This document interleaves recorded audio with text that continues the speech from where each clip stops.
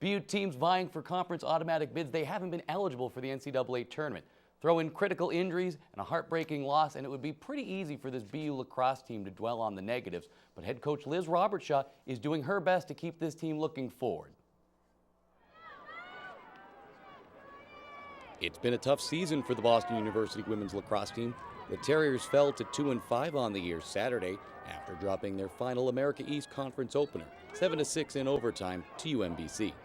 But moving forward, head coach Liz Robertshaw knows where her team's focus needs to be. I mean, we need to put the ball in the back of the net. So we need to work on our attack. We need to get these middies and attackers becoming threats. It's just not good enough that I can look at the stats and know that there are a good handful of people that took no shots today. If you're going to be on the field, you have to be producing. Staying on the field has been an issue for the Terriers this season. Already playing without 2012 America East Rookie of the Year Mallory Collins, the Terriers lost senior defender Monica Baumgartner on Saturday, who was taken off the field in an ambulance after suffering a serious leg injury. Robertshaw says the team must continue to look forward, though. It can get you that you have an injury, but if I focus on that as a coach, then the team's going to focus, so I don't allow myself to do it. As an athlete, your job is to focus on winning the game for your team and doing everything that you can do to play well. Junior midfielder Becca Church admits that seeing an injury like that can be tough as a player, but like Coach Robertshaw, she spoke to how important it is to play for your teammates in that moment.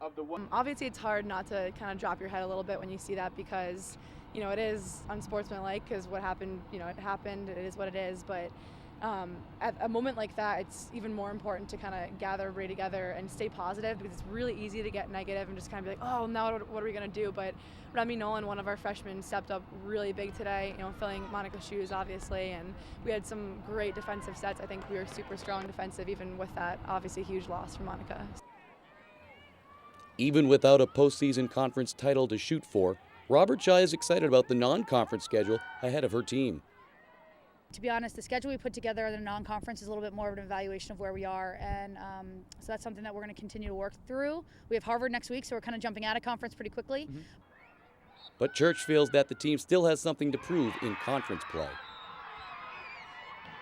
Do play the conference teams even though it's not building towards the playoffs for America East. It's just coming out here and making those teams regret, you know, making the decision to kick us out because we're going to come out hard and we're going to come out after them to get the regular season title.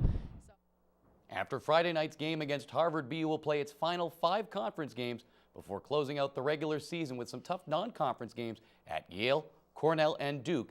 As Robertshaw said, those non-league contests will probably be a better indication of where this team and program are come May. Rick, despite the slow start, did the Terriers still have any shot of playing past their regular season finale at Duke? Well, they'd certainly have to get on a roll and fast. The tournament this year is expanding to 26 teams, 13 of those teams getting in with an at-large bid. So opportunities to play in the postseason still do exist with their final 2 games coming at Cornell and Duke, 2 teams currently ranked in the top 10. BU will have an excellent opportunity to impress the committee if they find themselves on the bubble a month from now.